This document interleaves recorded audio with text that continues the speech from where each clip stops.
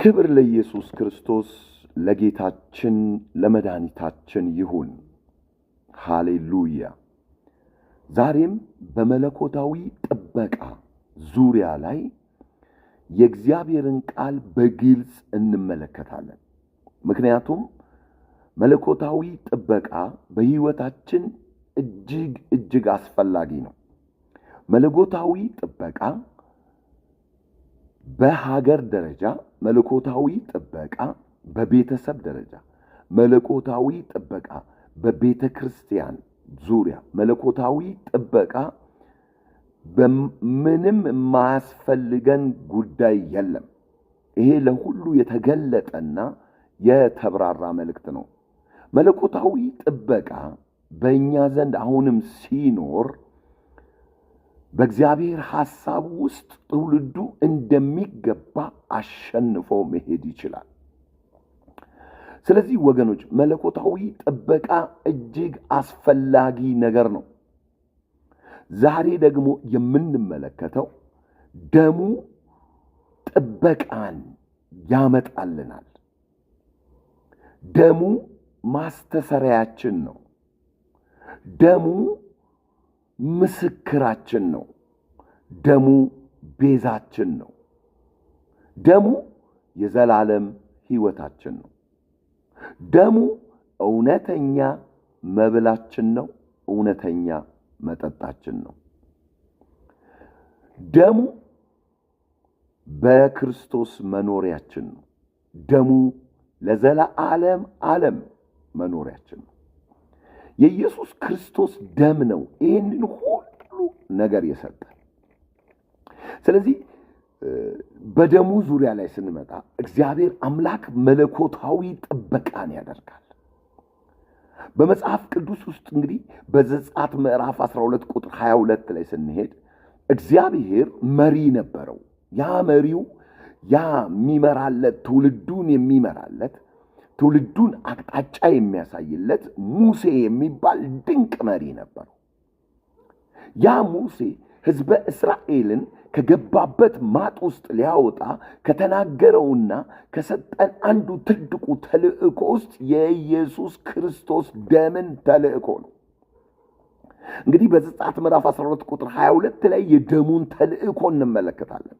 እግዚአብሔር ከኢሶጲ ቅጠል እንደገናም በዕቃ ውስጥ ባለው ደም ንከሩት የኢሶጲ ቅጠሉን ይላል። ከዛም በዕቃ ውስጥ ካለው ደም ሁለቱ መቃኖቹንና ጉበኑን ይርጩት። አንተም አንድ ሰው ከቤቱ እንዳይወጣ እስኪነጋ ድረስ አይውጣ በልና እዘዛል። ምክንያቱም በዛ ስፍራ ላይ እግዚአብሔር በቁጥር 23 ላይ እግዚአብሔር በግብፃውያንን ይመታ ዘንድ ያልፋልና ደሙ በጉበንና በመቃናችሁ ላይ በሁለቱ መቃኖችና በጉበኑ ላይ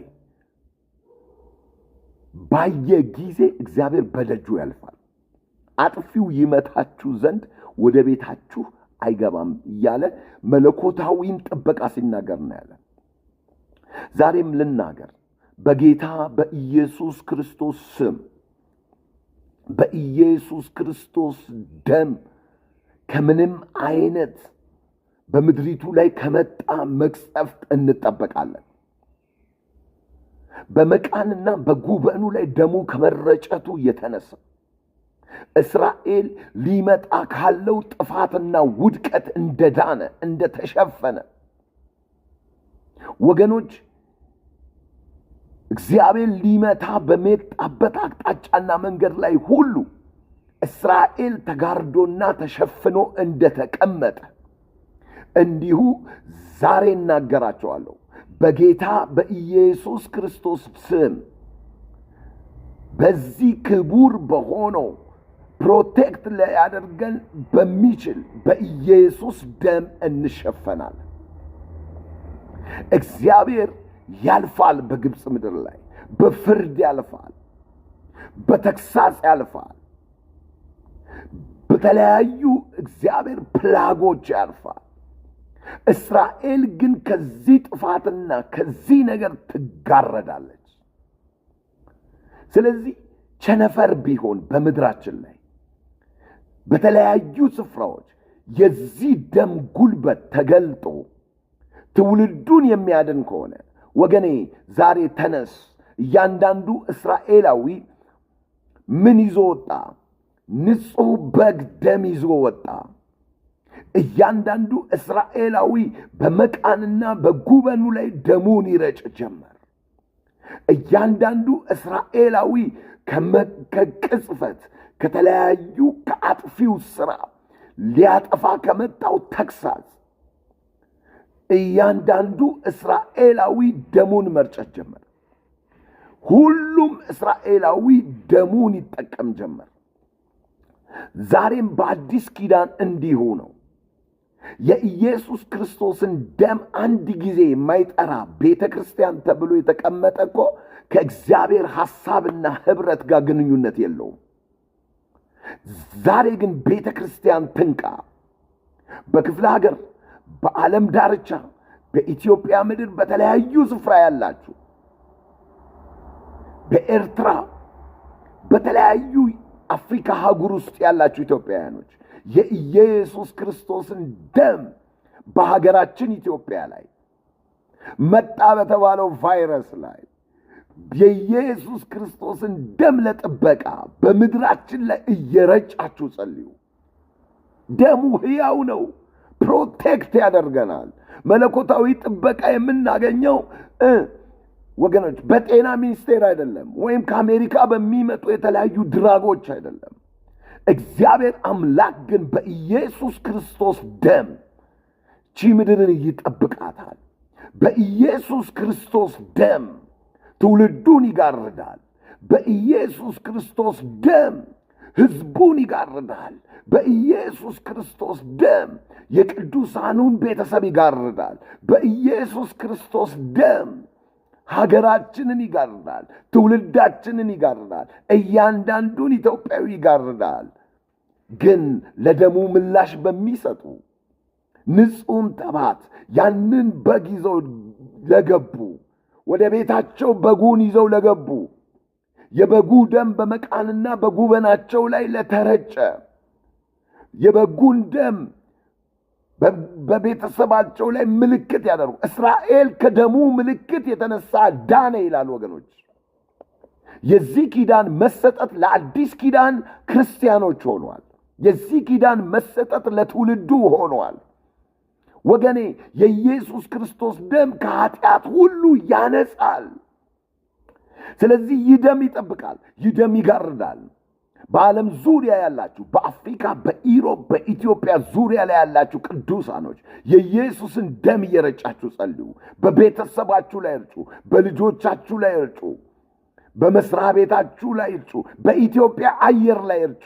በኢትዮጵያ አየር ላይ የተጋረጠው ቫይረስ ከዚህ ደም ምልክት የተነሳ በኢየሱስ ክርስቶስ ደም በኢየሱስ ስም ፈጽሞ ይኮላሻል፣ ይመታል።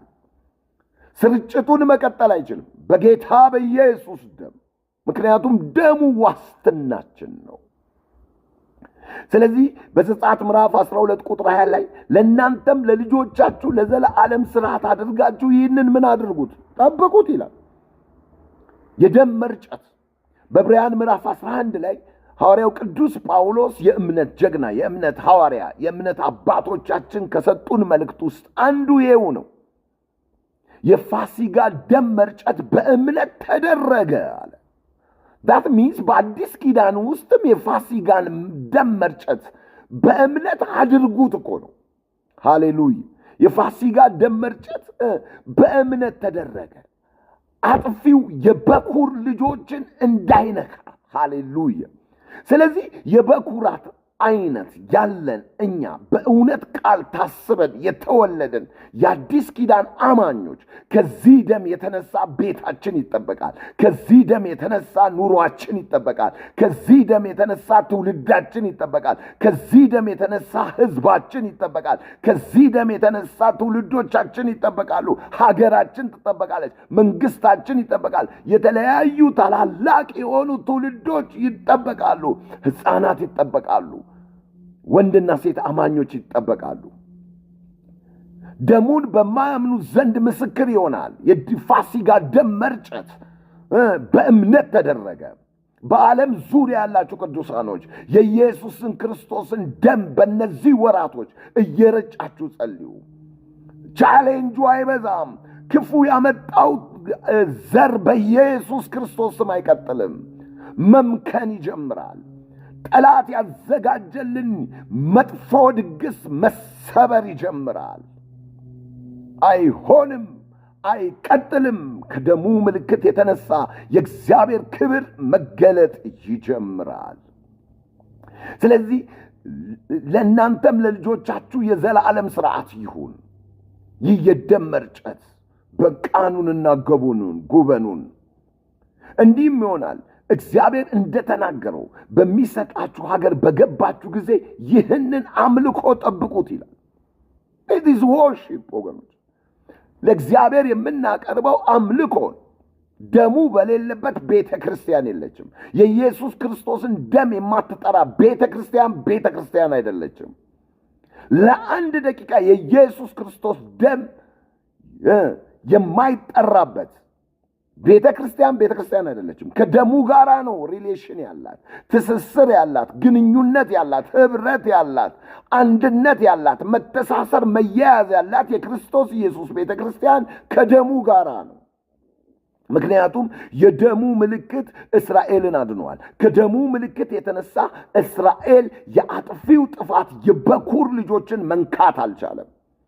እግዚአብሔር እስራኤልን በኩራቶቼ ናቸው፣ እስራኤል ለኔ በኩራቶቼ ናቸው ብሏል። በኩራቶቼ ናቸው ብሏል እግዚአብሔር። ስለዚህ አዲስ ኪዳን እኛ ለእግዚአብሔር በኩር ነን ወገኖች። እኛ ለእግዚአብሔር በኩራቶች ነን። የአዲስ ኪዳን አማኞች ቤትም ስፍራ ያላችሁ በኢሮፕ፣ በአሜሪካ፣ በተለያዩ ዓለማት፣ በአፍሪካ ምድር፣ በስካንዲኔቪያን ካንትሪስ፣ በዚች አዲስ አበባ መሃል፣ በኢትዮጵያ ኦቨር ዘ ወርልድ ያለን ቅዱሳኖች በሙሉ ለእግዚአብሔር በኩራቶች ነን። የበኩር ነን። የበኩር አይነት እንድንሆን በእውነት ቃል አስቦ ወለደን ይላል። የበኩሩ አይነት እንድንሆን በእውነት ቃል አስቦ ወለደን። ስለዚህ ወገኖች እናንተ ኢትዮጵያን ለእኔ እንደ እስራኤል አይነት ልጆች አይደላችሁምን? ነብር ዝንጉርጉርነቱን እንደማይለውጥ እንዴት ኢትዮጵያዊም እንደዚህ መልኩን አይለውጥም። ነገር ግን እናንተ እንደ እስራኤል ልጆች እንደኔ ናችሁ። እግዚአብሔር እስራኤል የበኩሩ ነበር አይደል? ደሴማስ እኛም ዛሬ እንደዛ ነን ወገኖች። ስለዚህ እግዚአብሔር መለኮታዊውን ጥበቃ በደሙ ውስጥ በኢየሱስ ክርስቶስ ስም ያመጣልናል። የኢየሱስ ክርስቶስ ደም መለኮታዊ ጥበቃን በምድራችን ላይ ያደርግልናል። ደሙ መለኮታዊ ጥበቃን ያመጣልናል። እንዲህም ይሆናል እንዳለ እግዚአብሔር እንደተናገረው በሚሰጣችሁ ምድር በገባችሁ ጊዜ ይህንን አምልኮ ጠብቁት። የመጠበቅ አምልኮ፣ የመጋረድ አምልኮ ጠብቁት። እግዚአብሔር ይጠብቃችኋል፣ በደሙ ይጠብቃችኋል። አጥፊው የበኩር ልጆቻችሁን አይነካም። አጥፊው ትውልድህን አይነካም። አጥፊው ያንተና ያንተ የሆነን ነገር አይነካም። ይሄን አምልኮ ጠብቁት። እንዲህም ይሆናል አላቸው። ልጆቻችሁ ይህ አምልኮ ምንድን ነው ብላችሁ ቢጠይቋችሁ በዘጸአት ምዕራፍ 25 ቁጥር 26 ላይ እንዲህ በሏቸው። እንዲህ ባሏችሁ ጊዜ እንዲህ በሏቸው፣ እናንተ በግብፅ ሀገር በእስራኤል ልጆች ቤቶች ላይ አልፎ ግብፃውያንን በመታ ጊዜ ቤቶቻችንን ያዳነ የእግዚአብሔር የማለፍ መስዋዕት ይህች ናት ትሏቸዋላችሁ። ሃሌሉያ! አጥፊው የበኩር ልጆችን አልነካም። የእግዚአብሔር የማለፍ መስዋዕት ተደርጎ ነበረ። የእግዚአብሔር የማለፍ መስዋዕት ተደርጎ ነበረ። ለልጆቻችሁ እግዚአብሔር አልፎናል። በምኑ? በደሙ አልፎናል። እግዚአብሔር አልፎናል። በምኑ አልፎናል? እግዚአብሔር ከልሎን አልፈናል። በምኑ ተከለላችሁ? በደሙ ተከለልን። ሃሌሉያ! ዛሬ ኢትዮጵያ በደሙ ትጋረዳለች። ዛሬ ኢትዮጵያ በደሙ ትከለላለች። ዛሬ ቸርቾች በደሙ ይከለላሉ፣ በደሙ ይረጫሉ፣ በደሙ የፋሲጋ ደም መርጨት በእምነት እንደተደረገ ዛሬም ፋሲጋችን ኢየሱስ ታርዷልና ቤተክርስቲያን ከደሙ ምልክት የተነሳ ትድናለች። ቤተክርስቲያን ከደሙ ምልክት የተነሳ ከፈር ትደረጋለች። ቤተክርስቲያን ከደሙ የተነሳ ትከለላለች፣ ትጋረዳለች። ሃሌሉያ! በጌታ በኢየሱስ ስም ይሄ ይሆንልናል። ኢትዮጵያ ትከለላለች፣ ትጋረዳለች። ክብር ለኢየሱስ።